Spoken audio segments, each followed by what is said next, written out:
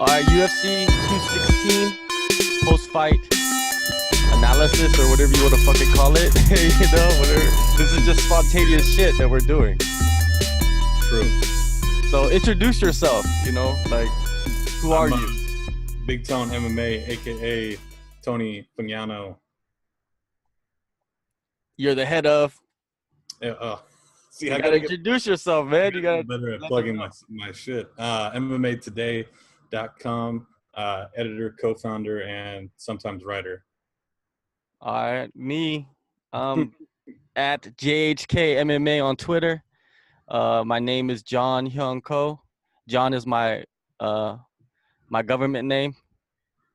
So everybody knows how to say my name, right? So you know how that works. So it's not really a government name. Nah.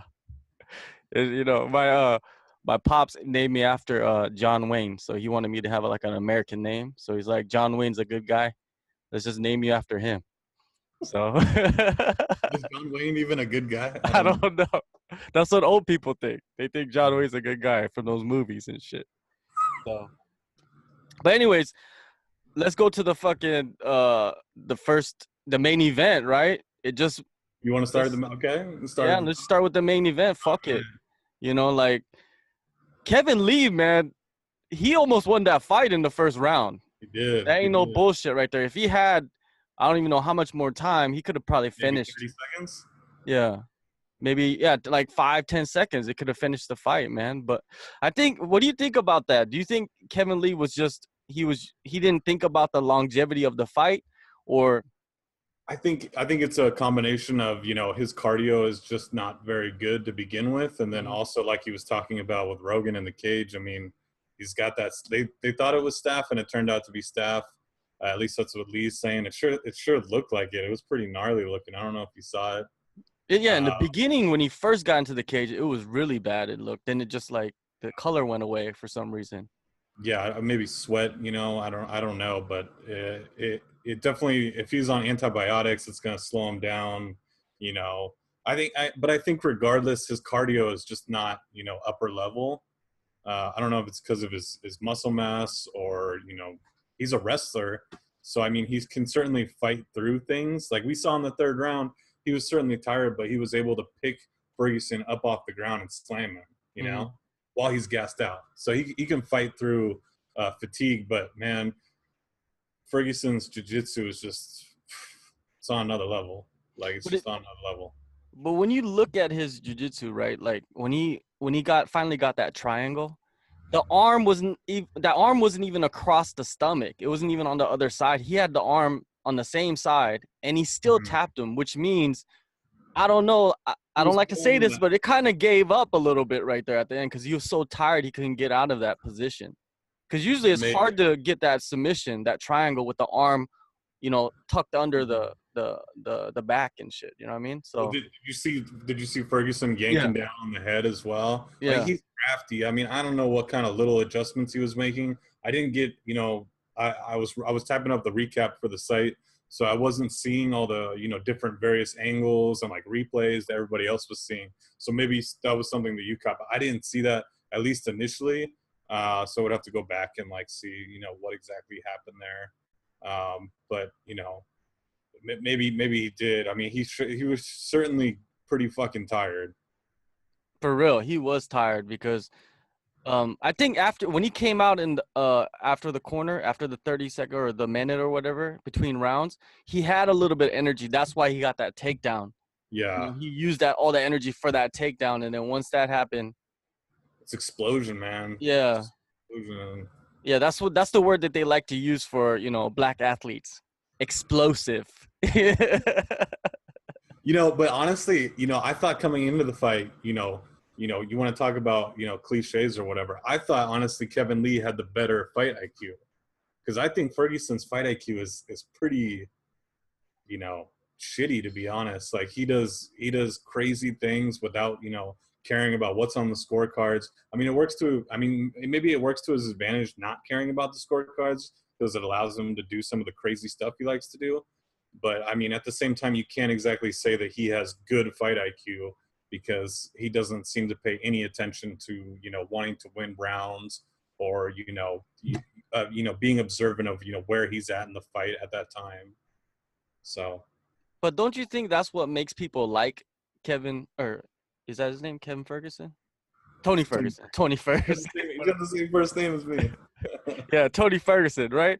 Don't you think that's what people, like people are like, oh, I like him because he doesn't give a fuck. Like, For sure. a lot of people that watch the sport, they would like the dudes that don't give a shit if they lose, if they don't lose. And Cameron Ferguson is the type of guy that has been fighting, like you said, with like a I don't give a fuck attitude, and he's just been knocking off dudes. But eventually, that I don't give a fuck attitude is gonna stop because someone's gonna come in and gonna punch him really hard in the face. Shit, how many times have be able to recover? We saw it versus Venata. He almost gets knocked out versus Venata. Yeah. Now he almost gets ground and pounded out by Kevin Lee in the first round.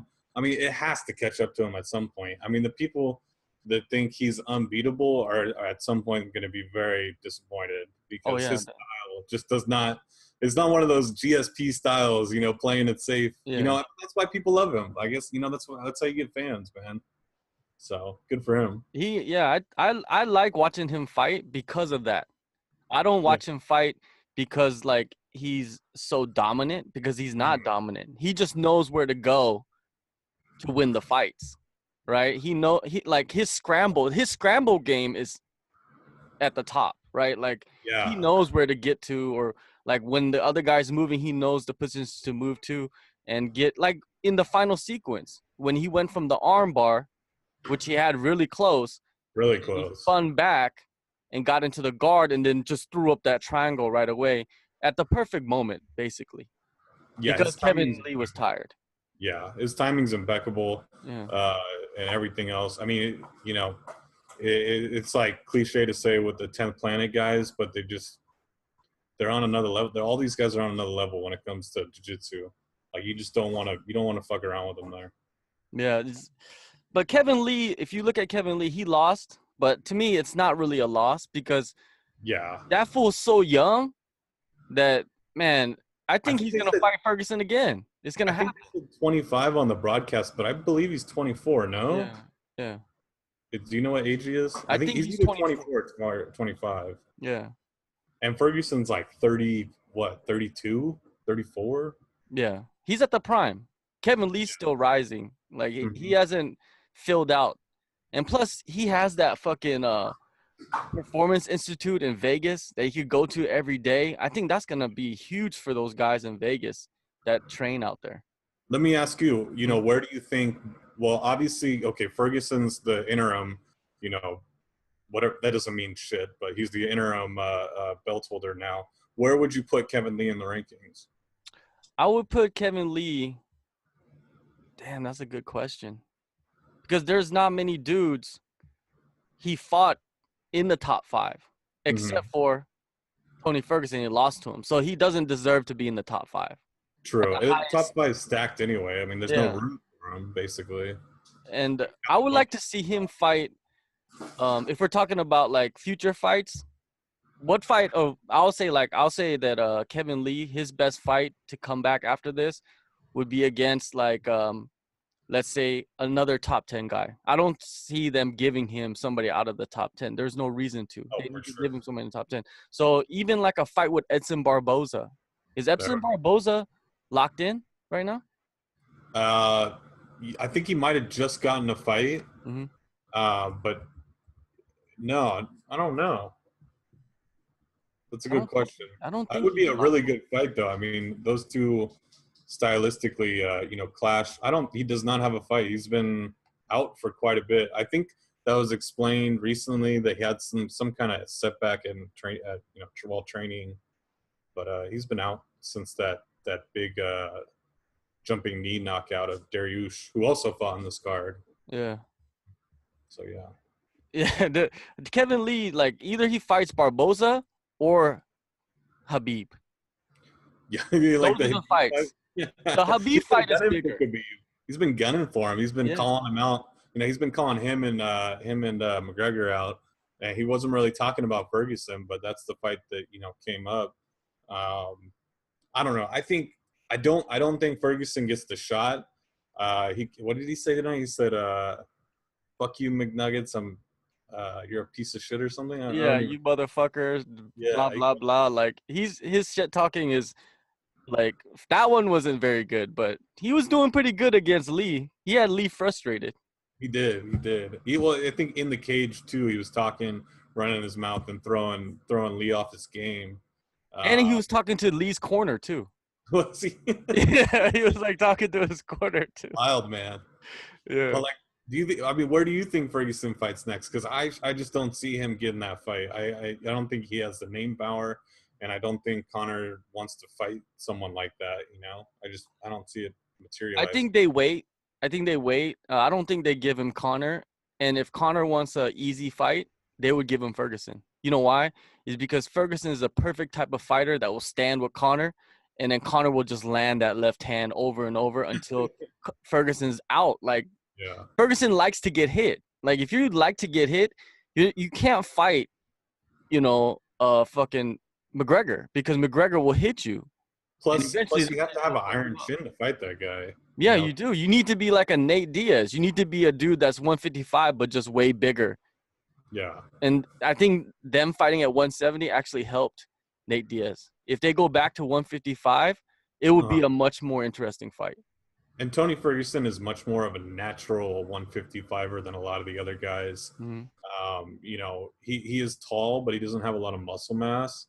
Like you saw him versus Kevin Lee. Like Kevin Lee was much stronger than him. Um, so I don't know. I think he's like third in line, even though the rankings don't say this.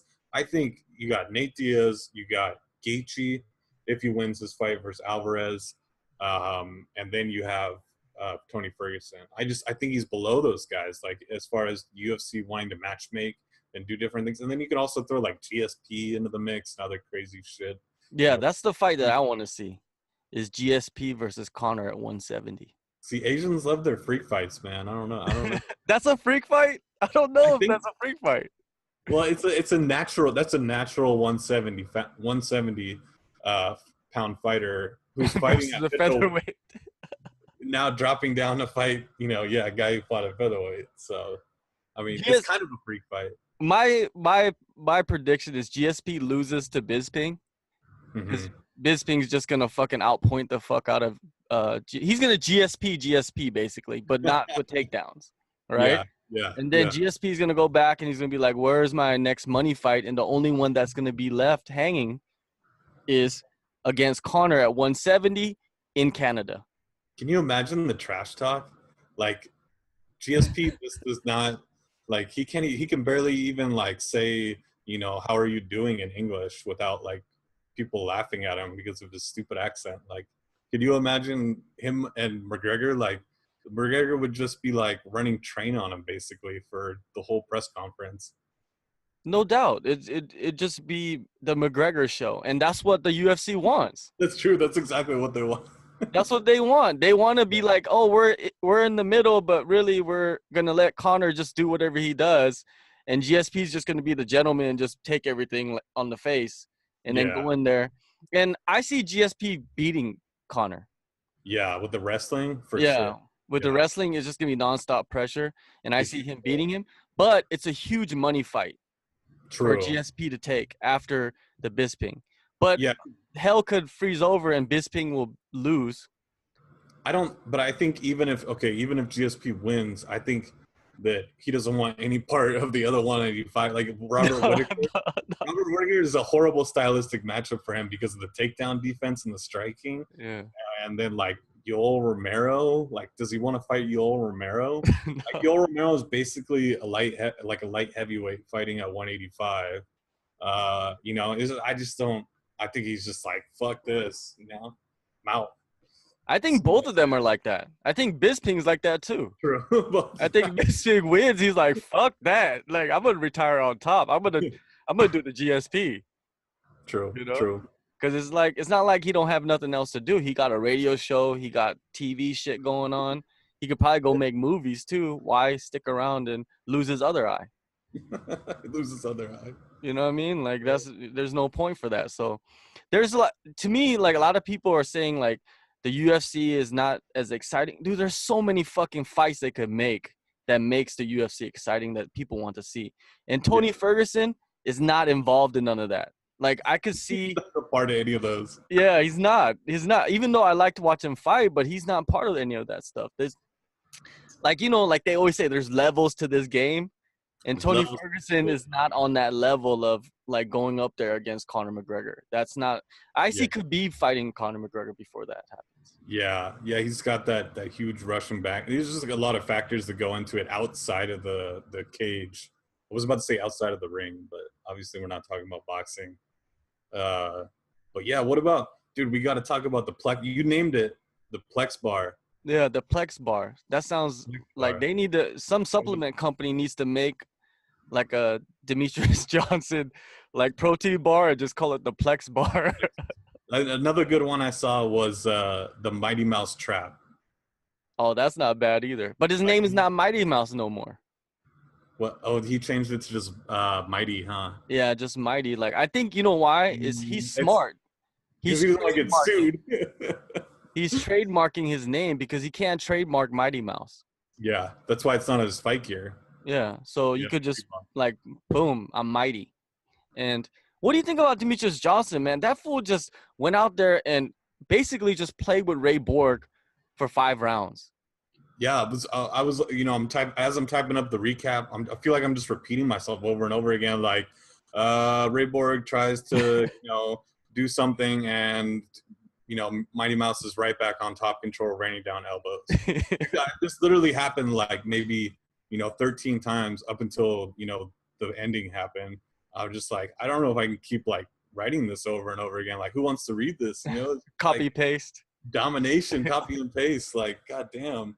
And I even told one of my friends, I was like, man, Borg, just give him an arm or something. Like, just leave your arm out there. That was before, like, this was like in the 3rd round, And then he obviously he did not give up, like, because that insane. He flips him into the air, right, and transitions like perfectly into that armbar.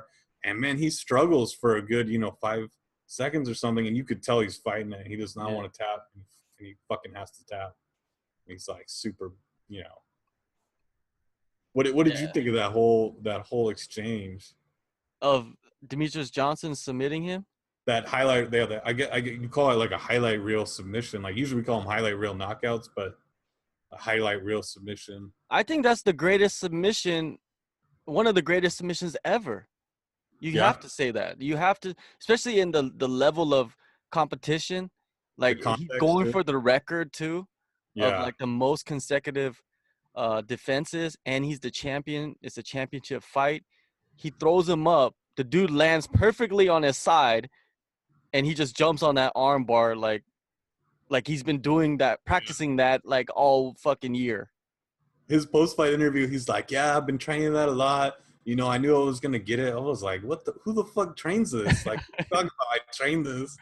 It just shows you Matt Hume is like the wizard. His nickname is the wizard for a fucking reason. Yeah. He's fucking badass. It's crazy, man. I don't know. I've never seen anything like that. Slams, suplexes right into an armbar. Like maybe someone like Gravica Hitman, could find something crazy on some regional stream that had that. Mm-hmm. But like, man, have you ever seen anything even close to that? No, that's for real ninja shit. Like for real ninja shit. Like people always say, oh, that dude just did some ninja shit. No, that was some ninja shit. Like shit that you would even never see coming. They don't even put that shit in movies. Like they don't put like jumping, like, Never Back Down 5 is coming out. So maybe you'll see that over there on that movie. Oh God. Is it really? Are you being serious? No, I don't know. I don't know why I ran into like some trailer for Never Back Down 3. Yeah. And like it was worse than WWE because you could tell that the strikes weren't landing, Yeah. He'll throw like a jumping, like a switch kick, and it's like you can tell like the leg didn't even connect with his head, and he's like whiplash, and like like he just got shot with the a gun or something. I was like, God damn, what happened to these? Yeah, man, movies just become, they're unreal. Fighting is fighting, man. Like you can't, if real fighting is happening in a movie, It's not that interesting. Best fighting movie. Go. Fuck. Best fighting, just about fighting. Anything that has to anything that's main focus, I guess, is fighting. Fuck. It's hard to tell. I'm a sucker for those old school films. So Like like Bruce Lee shit. Bruce Lee shit, or even like the Van Damme era. Okay. I'm Okay. down for all that shit. Like I love, that's your childhood. When you grow up with Van Damme and Bruce Lee. Yeah. Not really Bruce Lee, because Bruce Lee was before then, but you were still It's watching pretty his cool. movies, right? Even Yeah. like the old fucking Chinese kung fu shit where they dubbed the English over the Chinese. Those are fucking badass. They're hilarious, right? Yeah. They're He was pretty flying and like shit. Jackie Chan's first movies. Yeah, the Drunken English Master. speaking, but like English isn't. It's not English. Yeah. I'm gonna go newer though. I'm gonna go Tom Hardy and Warrior. Oh, that's a good one. But that's a So, different level of, like, I think, cinematics, or whatever you want to call it. Like Bruce Lee. I think that's like another level up of fighting movies, because Bruce Lee was like technology. Bruce Lee, and then like the Van Damme era was very similar to Bruce Lee, but then when you get to Warrior, it's like real fighting. You know what I mean? Like you could Yeah. tell like they're doing real shit. Like they Like Tom choreograph Hardy it actually very well. trained. Exactly. But he was fucking jacked too. Oh my god. Like Yeah. those muscles here, he's like they're all sticking out. He's doing. He was getting ready for Bane, probably. Yeah, totally clean too. Like no steroids were involved at all. You think But so? no, I'm fucking joking. Of course he was on steroids. You It's don't get like saying Christian pop Bale out wasn't on steroids. here. Yeah. It's like saying Hugh Jackman wasn't on steroids. All those dudes, man. They all got to be. Hey, you're not fighting, so why not take a The little bit? Hollywood secret diet. Exactly. The South Beach. So, what do you think is next for Mighty Mouse? I think he's got to go up, man. There's nowhere to go at 125. He broke the record. He's got to either. There's only two fights for him. I think it's either a rematch with Dominic Cruz to avenge his loss, or it's the champion. Whoever wins, T.J. Dillashaw or Cody Garbrandt, he fights them. And there's storylines either way. I mean, you could do it however you want. Um, I don't know. The Cruz one, he's I really want to see where he's at. He's gonna fight. It's basically New Year's, like the day before New Year's, um, versus Jimmy Rivera. I really want to see, because he just was not himself versus Cody, and he was still able to win 2 rounds. It's just he didn't look like himself, even though he I don't think the scorecards did it justice either, because Cody really outclassed him. I think you could throw him a 10-8, one of those rounds, and I don't know. I don't if Dominic Cruz is back and he's healthy. I think he might. I think he just has so many like physical advantages over Mighty Mouse, obviously, and then just stylistically they don't really match up well, you know. Um, and I don't know. I think he might have a better shot at finding someone like Cody, who's just going to try to stand and beg and is kind of outmatched on the ground. I think it'd be better for him to just beat up guys that he could beat up for Well, money. obviously stay at 125. Like recently, a lot of people have been saying, like, they've been talking about the CTE and all that shit. So when you really think about it, is Mighty Mouse thinking about CTE? Is he thinking about like the longevity of his life, especially with having like 2 kids, young kids that he's raising? And if he takes those fights with like Garbrandt, he could get fucking smoked by Garbrandt. True. Like you could lose about 10 years off your life after a couple of those punches, right? So is he thinking about those things, or is he just thinking about money? Because it seems like he's making pretty good money. Yeah, I saw fans were like outraged. Fans get outraged about everything, but they saw because they for some reason they gave out usually they wait until after the event, but this time they gave out the disclosed payroll or whatever Mm. before the event, and it was like Kevin Lee was making like 250 plus a 50K win bonus, and Tony Ferguson was making 250 plus a 250K win bonus. So he won $500,000 tonight. And then it was like, oh, Demetrious Mighty Mouse Johnson's only getting like 325 or 375, I think. Mm-hmm. But you have to factor in he's the only one getting pay-per-view points, I believe, because the other two aren't champions. They're fighting for the interim belt, but they're not champions. He's getting pay-per-view points. I think this, like, they're all different, but I think the standard is like 2 points. So if this does, at rock bottom, you think it does like 150,000 pay-per-view buys, that's 300 grand for him right there. So he just doubled up, right? So it's not as big of a deal as the fans, want to make it out to be. But yeah, he is super smart, and he definitely cares about those things. To get back to your point, he definitely cares about CTE. You can tell by the way he fights, by his comments outside of the cage, and maybe he doesn't want to fight Cody because of that. But I think one fight where he takes damage is not, it's not the end of the world, because he's played it so safe up until now. He's taken a lot less damage than most guys have. Yeah, it's gonna be interesting, like what he chooses to do, and I'm pretty sure he's gonna try to renegotiate everything that he has with the UFC if he hasn't renegotiated already.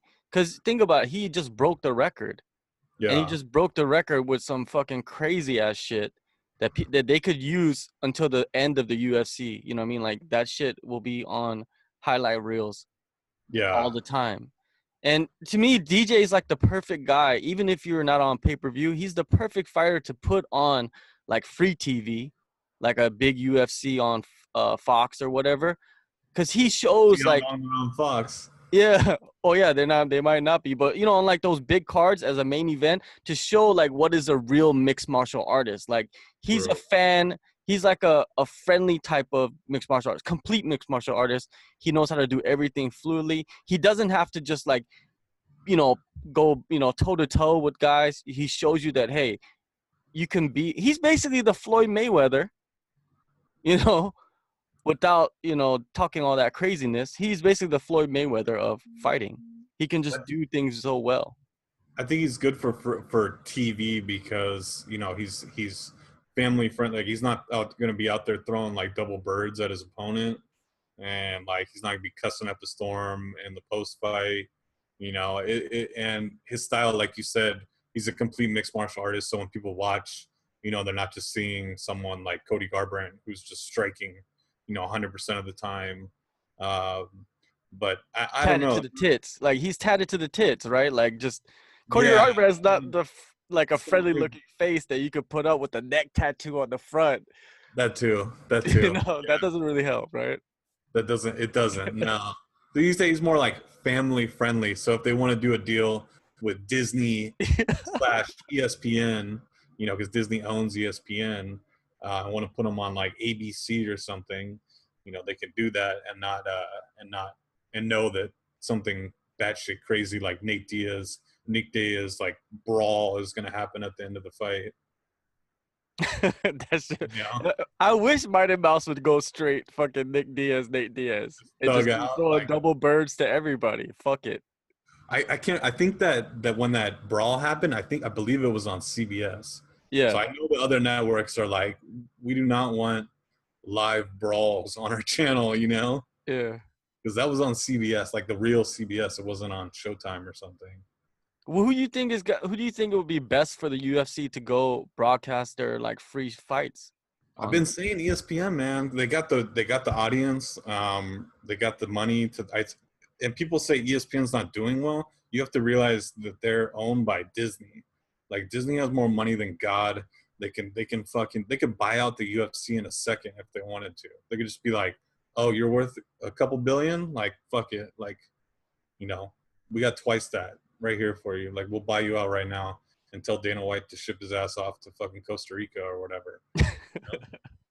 Like they got all the money in the world, and I think they just, and who else wouldn't be bad is NBC and NBC Sports, because they just lost World Series of Fighting earlier this year. Mm-hmm. So obviously they have experience dealing with an MMA organization, and they're everywhere. Like NBC Sports isn't exactly a popular channel, but everybody knows NBC. Like NBC is it's like a satellite, it's a antenna, TV channel that everybody has. So that would be cool too. I guess it all depends on like what kind of like what is their goal with their TV deal? Is it just to get straight up upfront money? Or is it to get advertising dollars, or is it just to spread the sport, to bigger artists? Because it's all about money, right? So Yeah, it's like all. NBC and Disney and ESPN, those places have money, but idealistically, I think the best place to go is Fight TV. Just go all Fight TV because Fight TV is international. So if you could, like, if ITV had enough money to throw at UFC, They they don't. probably don't. Yeah. But if they did, they would just put all their chips into the UFC and do all the pay-per-views there too, everything, because they're doing it already, right? So why not put Yeah. the free fights on there? But I know that the UFC wants to be connected to a channel, a station, a media group, I guess you could say. They see that as legitimacy, and rightly so. Like being connected to, NBC or ESPN or Fox, like they are now, gives them, that's really, I think that's what really helped them to, get past the New York bullshit and other things. Like Spike has, Spike has Bellator, and they used to have the UFC, but it just wasn't the same when they were with Spike. It's just one channel, and it's a cable channel, and like you have to have cable to have it. Whereas Fox, gives them a lot more credibility. Like when they put on that first fight on Fox, it was Cain Velasquez and Junior Dos Santos, and so many people watched that, and it was like they didn't know what it was. They were just like, what the fuck is this? Is it boxing? It was like the same night as Manny Pacquiao fight too. So it was really just a weird situation. But like you could tell, like once that happened, like it just gave them so much more credibility than they had. Yeah, I guess if America is America, so me not being in America, I kind of see things differently because I never watch Fox or those Yeah, channels. give me your viewpoint. I'd love to hear your Yeah, viewpoint. for as an international viewer, like I pay for Fight Pass. Hmm. I bought the year membership because I thought it would be, good to have all the fights, like if you want to watch them. But nowadays, I kind of regret getting that shit because I don't really watch it. You know what I mean? Like, I watch fights all the fucking time. So it's like to go back and watch old fights, you could probably find them on YouTube. What do you get with do you get anything extra than Americans get with the UFC Fight Pass? No, the thing is like if it's on like free TV in the States, I think that UFC Fight Pass doesn't play the fights, but abroad you watch all the free fights, like the fight nights and stuff from the beginning to the end internationally Where? online. But like through who? Just like random streams or No, UFC Fight Pass. oh, UFC Fight Pass in South Korea, they have Yeah, full card. yeah, on Fight Pass. Like you could online, you could get it on Fight Pass. Like if you have Fight Pass subscription Like where did you watch the prelim? Where did you watch like the Fox prelims tonight? on UFC Fight Pass. Oh, okay, that's really cool. So Shit, they just show all the fights. If it's like the prelims of a big UFC, it's on Fight Pass, all of them. If and it's what like about the the pay per whole view? pre card, huh? And the pay per view? No, the pay per view, of course not. You can't watch it. In Korea, pay per views used to be like up to last year, all the pay per views were free live. Okay. But now You they watch it? changed it to a subscription. But you have the subscription, so you can watch it. No, I don't have subscription. Like since I am part of the media, I get free access to that. I'm so confused. But Wait. it's not through Fight Pass though. Oh, who's it through? Is it through It's like? through a local channel, like the ESPN of Korea. It's called Oh, it's another network called SPO TV, okay, where but they they like have split. like they have another channel that they just focus on all UFC and That's fighting. crazy. Yeah, and then you have to pay to watch that shit. But since I'm media, they give me free access to it. Hmm. So That's interesting. luckily I'm media, I you know. wish I could just I wish I could just call my cable provider and tell them like, yo, I'm media, like give me that free shit. I See, I can't do wish Ryzen would do that. Like to me, since you're media, the promotion should kind of give you access, to I mean you certain do get things. a little bit like I think you know, we as MMA Today have a deal where we do get some more access with the Fight TV type of stuff. Hmm. But those are cheap, at least for us, those are super cheap to watch. I don't know how they are over there, but Well, it's the same price. Like okay. Ryzen's coming up in a couple weeks, right? Yeah. Or next week, and that shit costs like $20. Yeah. Like I don't get access to that, so if I want to watch Ryzen, I have to pay $20 to watch it on Fight TV. So if certain, sites, wink, wink, better hook that shit up. We'll fucking, pump you guys up on fucking the podcast and whatever the fuck we could do for you. You know what I mean? Shit. I mean, is $20 worth? You know, what is that? I mean, is that worth more over there, or I don't A know? little bit more. $20 is about, let's say, $23 or $24 here. Okay, So so it's it's not very similar. It's not like the Philippines or something where it's $20 is like a or month's, a Thailand. week's fucking paycheck or some shit, right? So Yeah. it's a little different. But the thing is, man, like since me being abroad, I like the online access. That to me is very important than regular TV. But if you're in the States, you want that regular TV to broadcast your shit. Like if you look at ACB, right? Hmm. They broadcast through their what? Like Facebook and Yeah, Facebook and YouTube, and I think they used to be on Fight TV, but I haven't seen them on Fight TV in forever.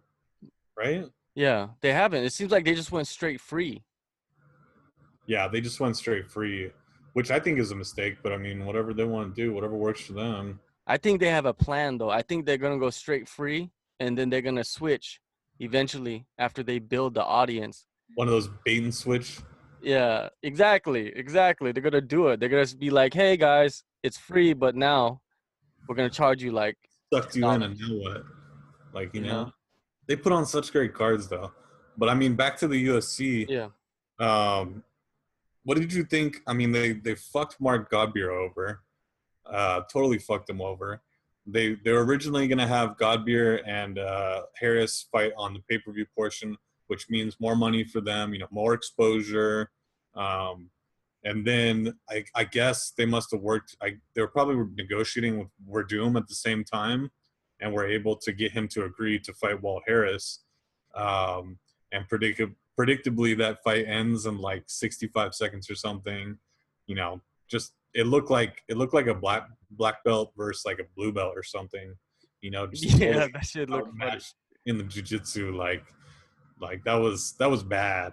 Like you were like, what is the point of this fight now? You know, like he tapped him out so fast, like it was obviously outmatched. And Walt Harris, I don't even think was ranked. So like, what does that do for Werdum? You know, It doesn't do anything for Verdum. It just gives him money because he he gets gets paid like what was it? he gets paid It good. 200, 300 grand or something like that a fight, right? So Those of old course you're timers gonna are take the paid. fight. You're gonna Yeah. take any fight, especially a guy that's way ranked way below you. And I'm guaranteeing the coaches they were looking at both those guys and saying like, hey, this guy Which would one do be we such a want? beast. Yeah. Exactly. This guy you could just take him down. You don't have to punch with them. You just take him down, get to mount, and fucking choke him out or whatever you need to do. And that's what they probably saw in Walt Harris. Because Walt Harris, he's just a dude that just wants to, Massive power. yeah, massive power, but just wants to stand and bang. It's not like he has the greatest takedown defense either. And he's kind of slow. Like Werdum shouldn't be able to take down any like good MMA fighters, honestly. Like he doesn't have like wrestling, you know, type, you know, that's not in the skill set. So like for him to just take Harris down like that and like transition like, you know, transition like all crazy and get to the armbar in 65 seconds, like you know that wasn't a fair matchup. It was not. It was not. But if you're Harris, you're gonna do it no matter what. Oh, Like that's a huge opportunity. The only person that wins off this is Harris, even though he loses, because he gets to true. see like how do I stack up against a top 5 guy, and I don't really stack up very well, so he's got to go back and shoot more steroids, or I mean, shoot steroids a little bit, Goddamn. and get that training in, right? Get that training in. Uh, Allegedly. You know what I mean? allegedly, Like, allegedly. yeah, I'm not No, saying he does anything, but it could be a possible situation right there. But to me, that man, Derek fucking Lewis. Why did he even take this fight when he knew that his back was all fucked up and he was in that hurricane bullshit, right? Where he was helping all yeah. these people, like, and not even focused on your mind is not even right, dude. Like, you're going around helping people, rescuing people, and then you're training for a fight, and then you on top of that you have a back injury, and he went vegan and shit, like, He went vegan? or some shit. Like, his diet was like he changed his whole diet for this Oh yeah, fight. he changed everything. I mean, I understand getting like a new nutritionist and everything, but I think you need more time to like let that work out. And he said he retired and all that shit too. I think you need more time to uh, reevaluate where you're at, you know, in your career, and fixing those things can't just be done in like a few months. Like if you're gonna change where you train at and your nutritionist and everything and your diet, especially if he's going from eating fucking dog shit like McRibs and stuff every day, like Flow Combat said, like if he's going from eating McRibs to salads, like that's gonna totally fuck him up, you know? Yeah, especially a dude like that, because he's not just eating one McRib. Yeah, He's getting the triple stack and shit. yeah, like he's getting like a pack of 20s, like give me Yeah, 20 of them. like those Taco Bell packs Yeah, the Taco Bell. with just all Oh, McRibs and shit. oh God. Yeah, it's to me. Hey man, Shogun did the same shit. He was fucking injured when he signed the bout agreement for Japan, and Yeah. then like a week of the fights, he's like, "I apologize. I tried to fight through my dude. There's no fighting through your knee injury." I feel like there's pressure from the UFC to, Yeah. take fights while injured. And that's always been a thing. Like, taking fights while injured and pushing through, shit has always been like a focus of theirs. But I mean, nowadays people just have to realize that the fans' reaction to people pulling out, like I've been a fan for, for I don't know when did you start watching?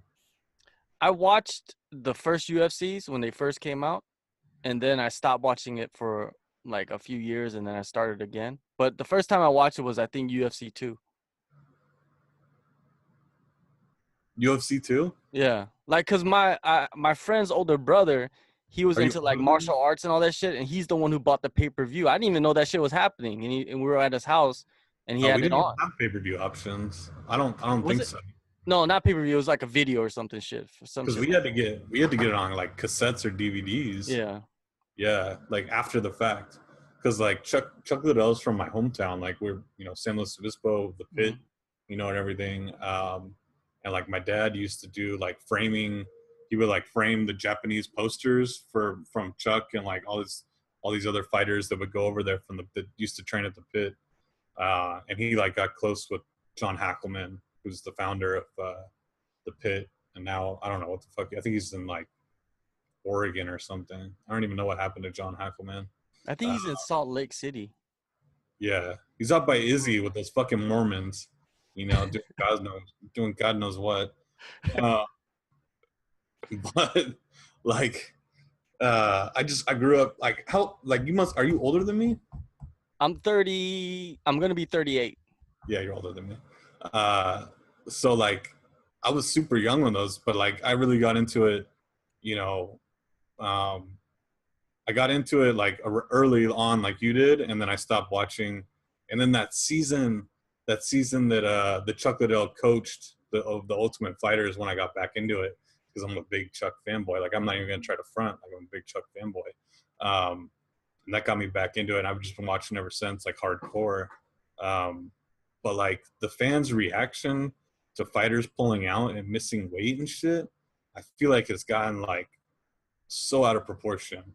Like the reaction is crazy. Like if you miss weight, fucking fans hate like they hate your guts. They fucking hate you. Like you miss weight, like you're a piece of shit.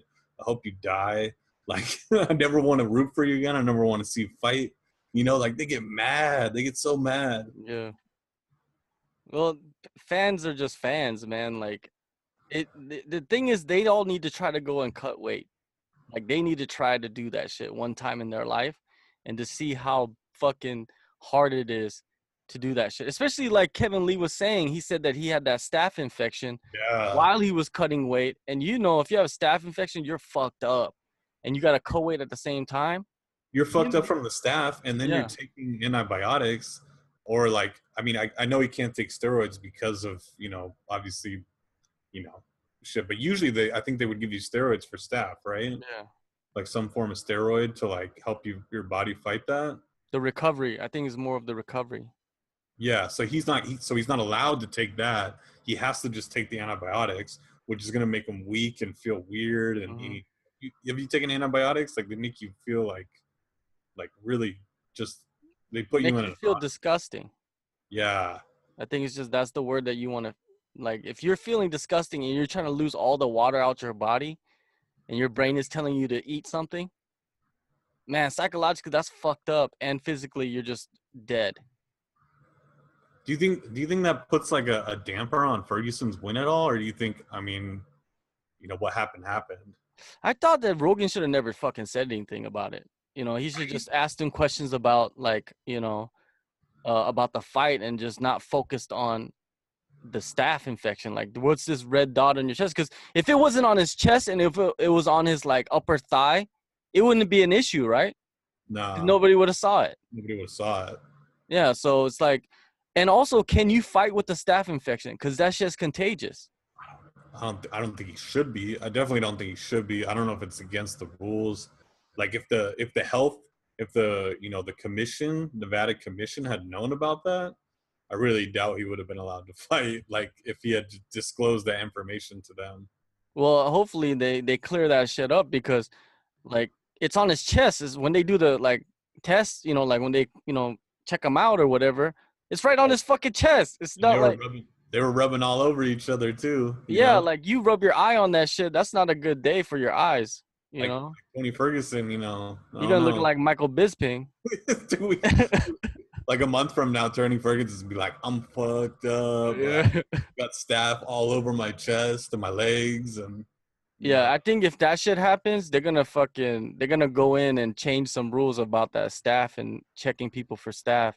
Because if you've been around MMA, you've seen many fighters, especially not at like the UFC level as much, but at like lower levels where dudes have to fight to get paid. So even if yeah, they do have staff, they're just gonna fucking tape that shit up because usually the doctors are not really checking for staff and they're just gonna fight.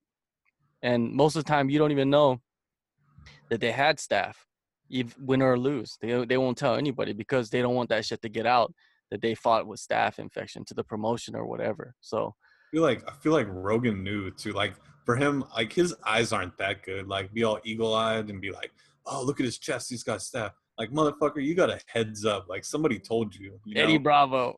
They saw they saw him in the dressing room, you know, and they noticed it and they told Joe Rogan because he's just like automatically like, dude's barely making his walkout and he's already like, do you see it on his chest? Like, what's that on his chest? I hope that isn't staph. Like, come on, man. DC We told know him we like, I'm not got gonna say it. You say it. DC slid in like, hey, whispered. He whispered to him like, you say it, man, because you could get away with it. True. You Joe know, Rogan you can get never away with know. anything. Joe Rogan get away with trashing Mighty Mouse on the broadcast and then saying, "Oh, you're the greatest ever!" Like, congratulations, man, to his face. You What did know, he say? he was like, what a shame that he didn't take the TJ fight because that's a real championship fight, and this doesn't look competitive at all. That's what he said. And then he gets in the cage and he's like, "Wow, you're the greatest ever, DJ! Like, what an amazing accomplishment and all this shit."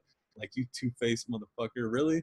You're gonna go behind his back and talk shit about him on the broadcast, and then to his face, like shake his hand and tell him he's the best ever. You see, Hey, like that's how exposed Rogan is. Like he's so exposed with his podcast and him oh yeah, commentating and then like going into the cage and actually interviewing the fighters.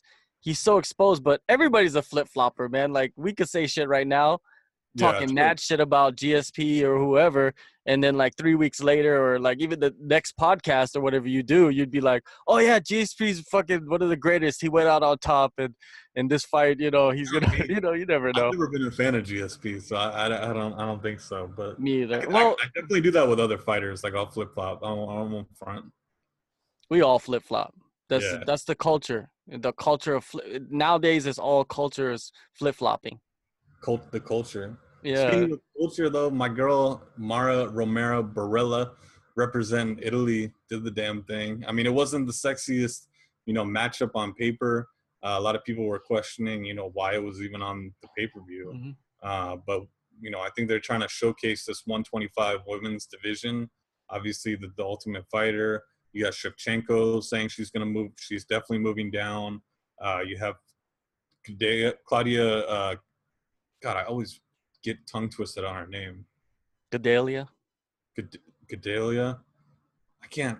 I feel like it's supposed to be said some other way. Anyway, Claudia G. It should be moving up to 125. So that's going to be a stacked division soon. Oh, it is like Paige Van Zant, fucking Jessica I. Yeah.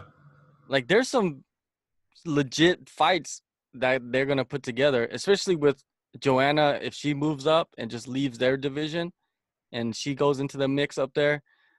The women's divisions, man, like those divisions, they're gonna be much more exciting. The least exciting division is featherweight. Yeah, it's a bad one. And I don't know if they hold on to Cyborg either. No, You she's know, better off going to Bellator and fighting in Ryzen, like yeah, going they got back and forth. Julia, because they have open contracts too, where she can do shit like that. She can go fight in fucking KSW or wherever the hell she wants to fight. They had Shlemenko off in Russia for the last like 3 years, dog. Like Shlemenko's one of the Bellator's biggest middleweight fighters, and he's off in Russia, like doing God knows what.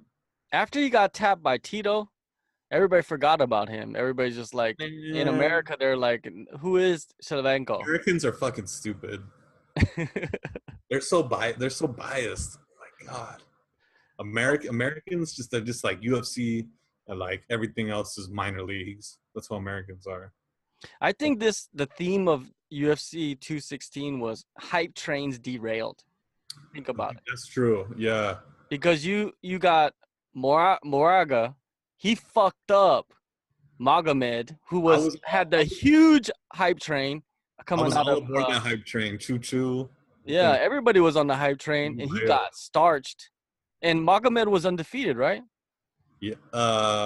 If not undefeated, he had a very impressive record. I Yeah, don't. his record was crazy. And he just got destroyed. It just But shows you Moraga, he's legit, man. he's legit, but he's also like a gatekeeper. You know, like he's Yeah, the already been. legit gatekeeper. Yeah, he's already been beat by the top of the division. He's not gonna get another title shot. But he did his job. He fucking kept the gate. Like obviously, Bibliotop's got some shit to work on. He's very young.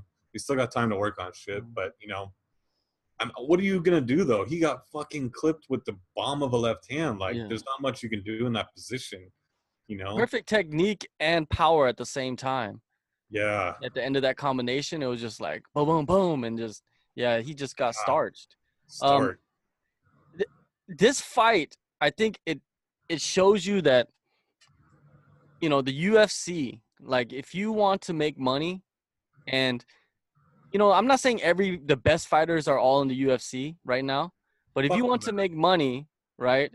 And you think like, hey, I don't need to be in the UFC. It's best to not go to the UFC and sign a contract with the UFC because why? This shit could happen to you. Yeah, he got paid. He probably got paid 20K and 20K for that. Yeah, You know, and he could probably make way more staying fighting in in Russia. he probably was making way more than that in Russia, I don't know. Like, it's a thing. It's also a point of pride. Like, who knows if Kadyrov's fucking, like, sliding him money for coming over to the UFC? He's one of his guys. Like, who Well, that fuck? backfired though. Yeah, Big time true. right here. You know what I mean? So Someone joked, like, oh, it would have been better if Moraga was, like, gay or something, too. If, like, a gay guy knocked him out. Like, Kadyrov would have been fucking throwing a hissy fit over there in Chechnya. for real, man. They got some crazy shit going down over there with those Russians are crazy. I don't fuck with Russians, man. The yeah. Russians are crazy. What about what is it? Are we jumping Tom around? Dunuske or whatever his fucking Are we name is jumping for the around? fight? Is it jump around time? House of Pain? Is that his name? No, I'm saying, are we jumping around the card? No, but this one is also hype train derailed. Oh, I see. We're on that. We're on the topic of hype. But see, I knew that hype train was going to get derailed. That was the thing. I did a podcast with Loudmouth before this, where we did like predictions and shit. Mm-hmm. And me and Kyle both fucking said Stamen is going to be able to get those takedowns whenever he fucking wants them. This is horrible matchmaking. And then it fucking happened. Exactly what I thought was going to happen happens. And like, I'm disappointed that they even made this fight, because it's like Duquesnoy has, like, regardless of the defeat, he has all the talent in the world. He's a very exciting fighter. Like, he's got that style, striking. He's flamboyant, and like, let's not lie, he's good looking. He's a good looking guy. He brings in that UK scene.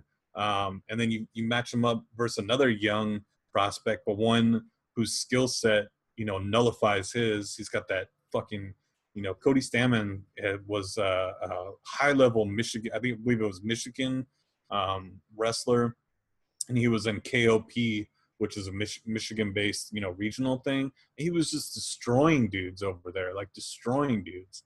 It was like, I knew this was gonna happen, and I fucking hated whoever matched. I don't think Shelby does the undercards, like the prelims.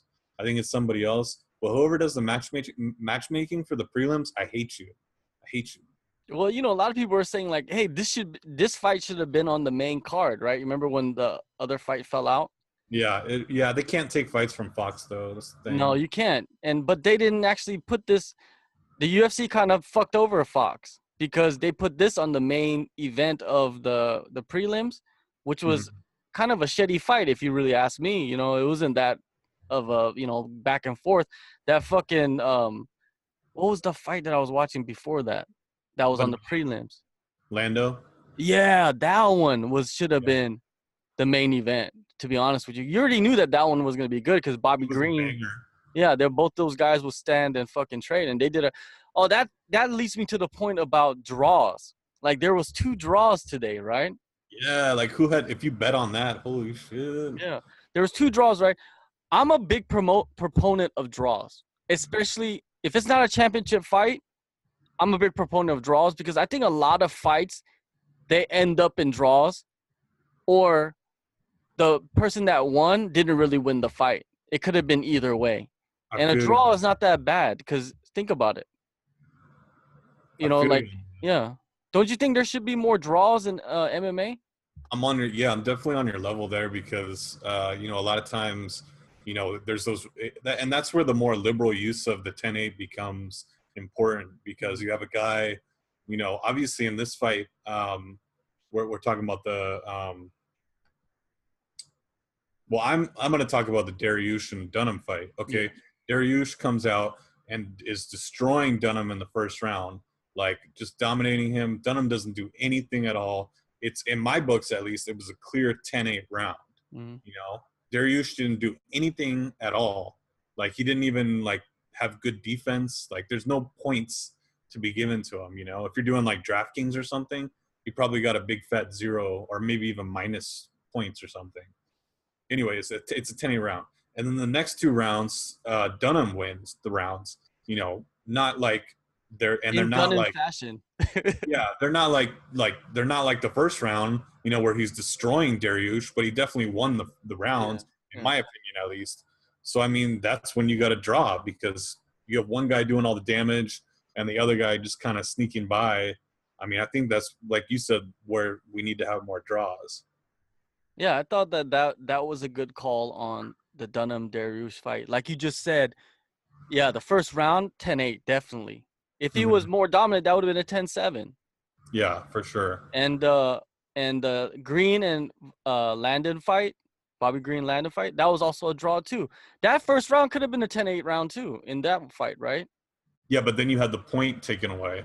Oh yeah, that's also true. The point taken away. So that kind of balanced that stuff out right there. Lando benefits from landing a totally illegal strike. Mm-hmm. He obviously hurt Green with that strike, Mm-hmm. but Green was able to continue. And props to him for continuing, because he could have been a bitch and been like, "Oh, I can't continue. It hurt me so bad," and milked it. We Yeah. see a lot of guys like milking stuff. like not to name names, but like Chris Weidman will milk shit and like pretend like Musasi like totally destroyed him, even though he was legal strikes and everything. But anyway, not to talk shit about Weidman, but yeah, it was like he benefited from an illegal strike. So I think the draw is appropriate there because he did win that first round, but he did so illegally in an illegal fashion. Yeah, I like that the judges. See, the thing is, it's fucked up. Is like over here they're using the new style of judging or the new rules. Over here they're not using the new rules. What the fuck is going on with these people, man? Like, you're in the same fucking country.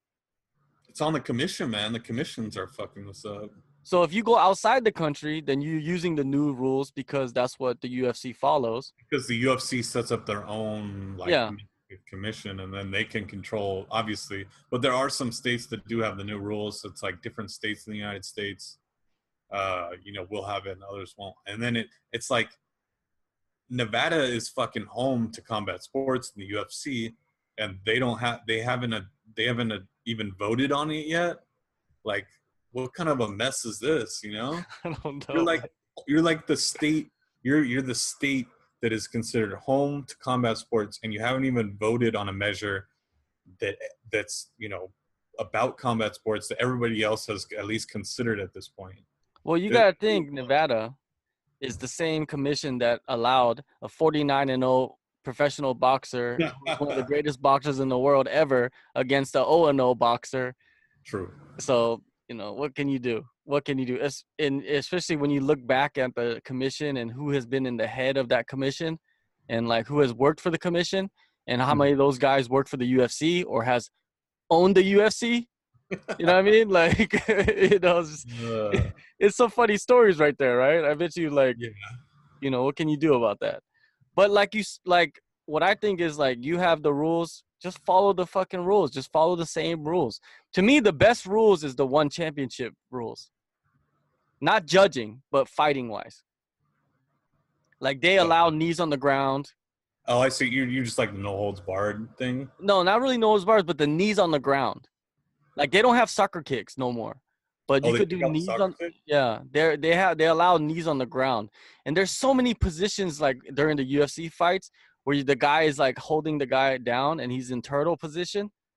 And you could just knee the shit out of their head, but you Right. can't because it's the We UFC. saw that tonight. I can't remember what fight it was, but it was like, God, he's like in a position where he could just, and instead of hitting him with knees to the head, he was hitting with knees to the body because obviously you can't hit him in the head. It's probably Mighty Mouse.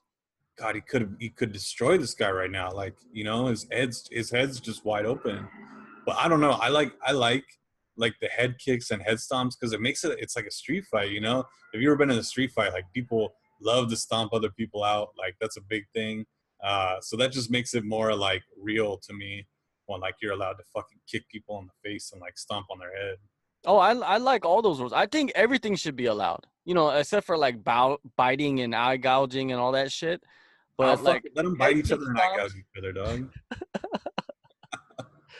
like they're gonna make you wear two mouth guards, like one on the top and one on the bottom, but they allow you to bite, so you can Yeah. get out of like triangles with the bite.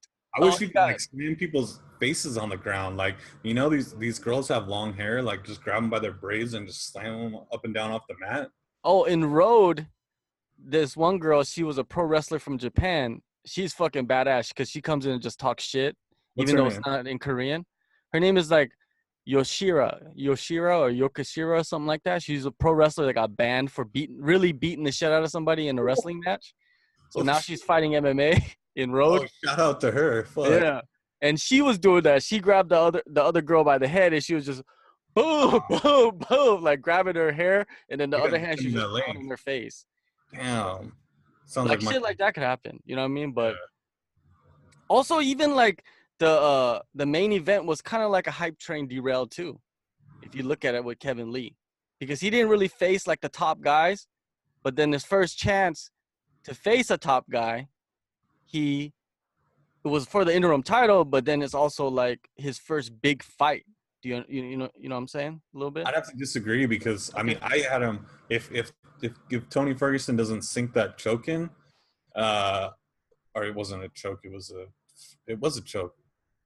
We've been talking about so many other fights, I forget now. If he wasn't able to sink that submission in, I mean, he's about to go down 2 rounds heading into the fourth.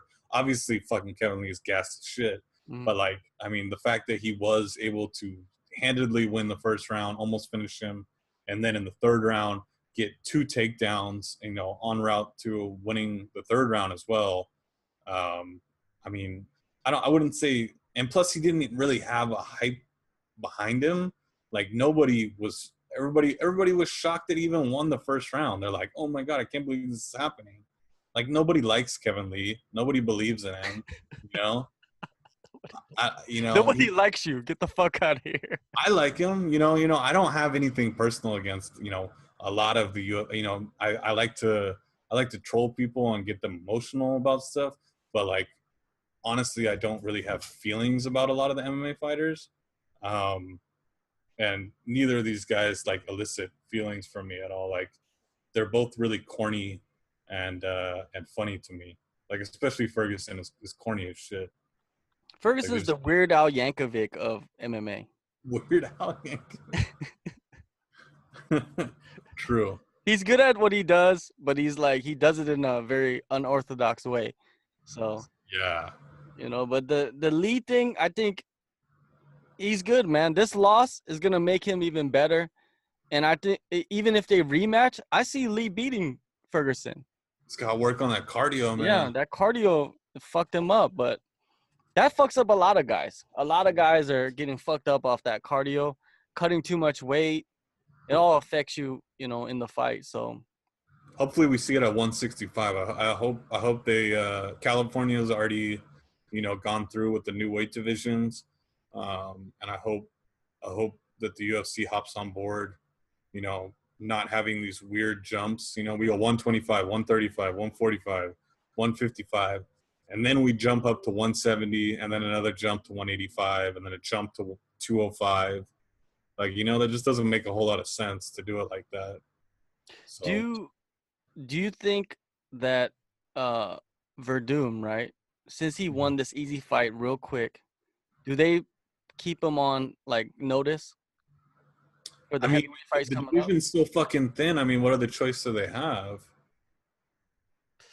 Man, there's not many people he can really match him up with. Like, I don't really like this. I never really like this Derek Lewis fight at all.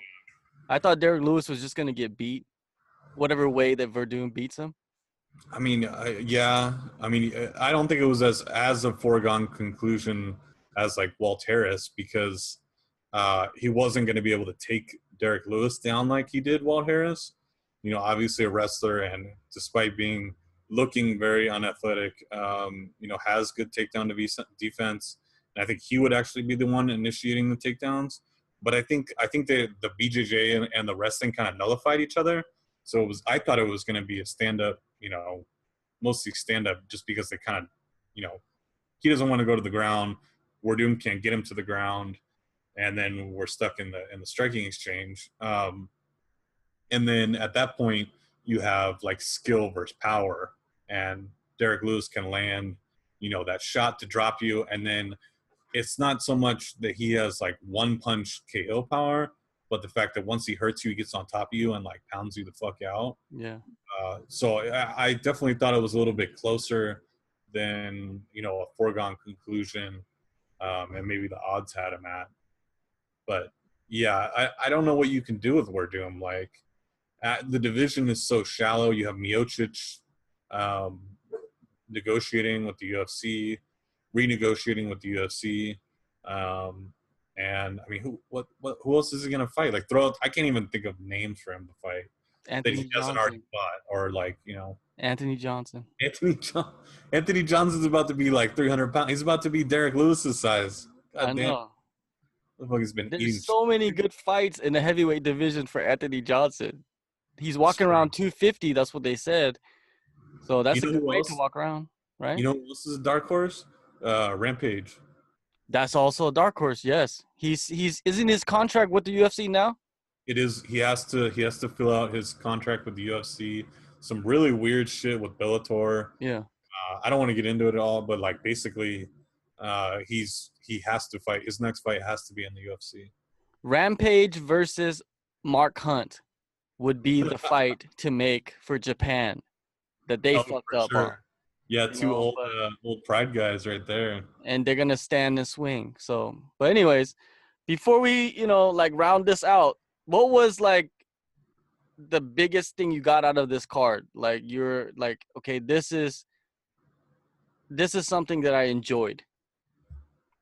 Besides the fact that the Botello Pearl Gonzalez fight was one of the worst fights I've ever seen in my life. Mm-hmm. Yeah,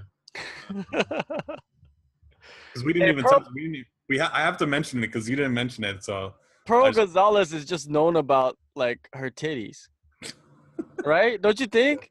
Like it from New York, like they were gonna like not let her fight because her yeah, things was just too big. No, isn't that what she's it's true. known It's true. for?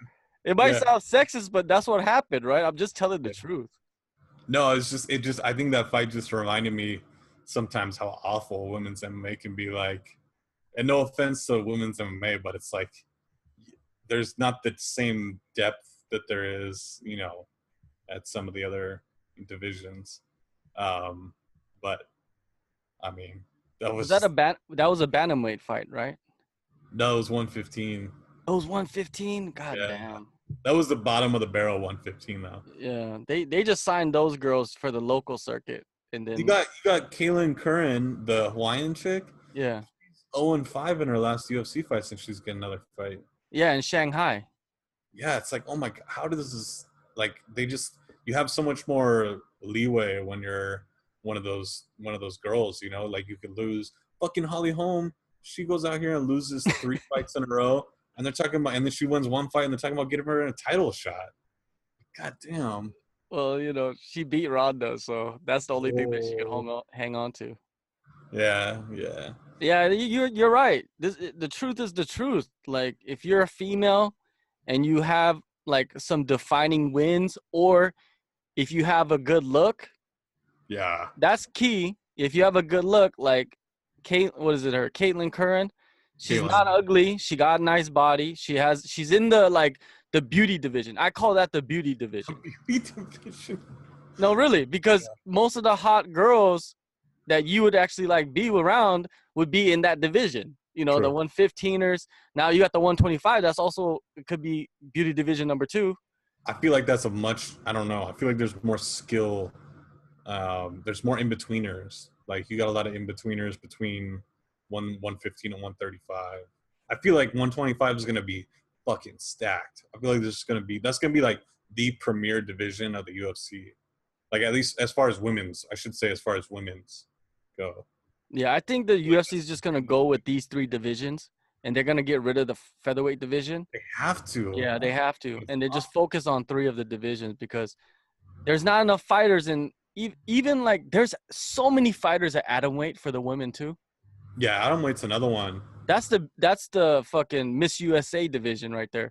You know, you know, you know who has a big stranglehold on 105ers that like is just totally random and you would never expect? Who? Combate Americas, Oh, okay, the okay. Mexican promotion. Yeah.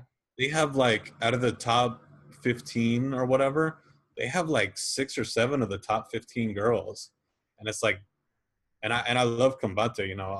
They're great people and everything, but it's like they're super like kind of low level, MMA promotion, and for them to have a stranglehold on a division like that is kind of crazy.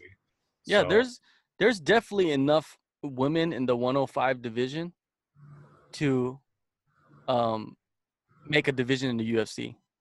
yeah, They could bring and it's international too. It's not like one country will dominate that division. It's like there's fighters from Japan, like yeah, legit. Yeah. absolutely. And there's Angela Lee. There's Ham Seo-hee. She's from Korea. She's the Road FC champ. She fought in the UFC at 115, but she's not a 115. She's a 105er. Wait, say that like dumbed down for English speaking me.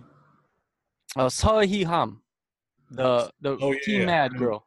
I know exactly what you're talking about. Yeah, Yeah, yeah, she's yeah. lost some decisions when she was in the UFC, but she's fucking a killer at 105. Like Yeah, I she'll think take she you was down and super pound you out. undersized, right? Yeah.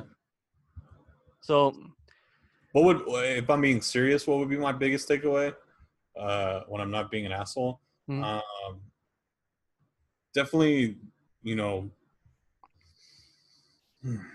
I'd have to go Demetrious Johnson, and dispelling.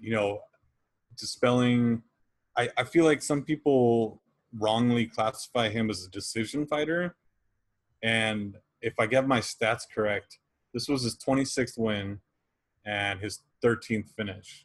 Mm-hmm. You know, so he's a finisher. I mean that's more finishes than, you know, guys like John Jones have or something.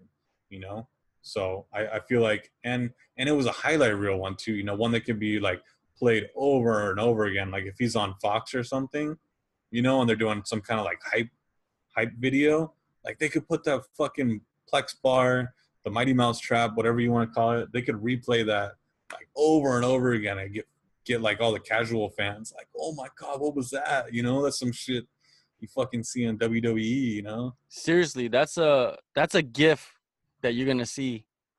a GIF, yeah. Yeah, like someone will say, "Oh, that's the greatest submission ever," and then someone's gonna throw up that GIF of Mighty Mouse doing the fucking Plex bar or Mighty Mouse trap or whatever the fuck it is, right? Well, it's like people, especially hardcore fans, like those unique ones. Like we like Mackenzie Dern, like pulling off inverted Umanari choke, or, you know, crazy shit like that. You know, we like weird stuff that you never seen before. It would have been better. It would have been. I don't like to say this, but it would have been better if he snapped his arm. And he went out like a G. I saw you. He went out like a G. Like he's like, I'm a G. I'm gonna go out. That like Minotauro and Frank Mir. Ugh. Yeah, like nobody forgets that one. Fuck, that was so brutal, dog. Oh my god. Yeah, my wife, she saw it live. Like we were watching it live on TV, and then whenever that fight comes on, she always asks me, like, whenever she sees Minotauro fighting on TV, she always asks me, like, "Hey, is that this fight? Is this the fight where he snaps the arm?" And I was like, "Oh yeah, it is." And then she'll leave the room. She can't handle it. She can't handle that snap. It's gnarly. It's so gnarly. Man, it's fucking crazy. But hey, man, thanks for coming on. Or we're just doing it together, so it's like I'm coming on, you're coming on. So we'll try to do this every UFC. Yeah, for sure. Afterwards, and talk some shit and see like what we can get out of it, and that's it, man. Thanks. We didn't figure out a name. What are we gonna call this? Yeah, what are we gonna call this? MMA Today, MMA Today. I mean, it's gotta have our brand. It's gotta be branded. Everybody likes to talk about a brand nowadays, like our brand. MMA. You had men making arguments. Yeah. But we're not really making arguments, are we? We're not debating each other. We're like talking shit. We're just talking shit. We're just doing a podcast about what just recently happened. So we go with something super generic, like MMA Today Radio. Everybody's got a radio nowadays. Yeah, like MMA Junkie. MMA Today for MMA tomorrow. Today beat. MMA Today for tomorrow. Oh, I like that. No, MMA Today for tomorrow, right? Because I mean, it's on the East Coast here. It's 2:00 in the morning. Yeah. And then over there, it's 2:11 in the afternoon. The next day. Okay, now you just totally threw me off. It's the next day already? Yeah, it's 3:11 right now, Sunday. Okay, that's some trippy shit. Okay, we'll call it that. We'll call it MMA Today tomorrow. What did you say? MMA Today for tomorrow. I like that. Or MMA Today and tomorrow. I think you had it better the first time. Okay, for tomorrow?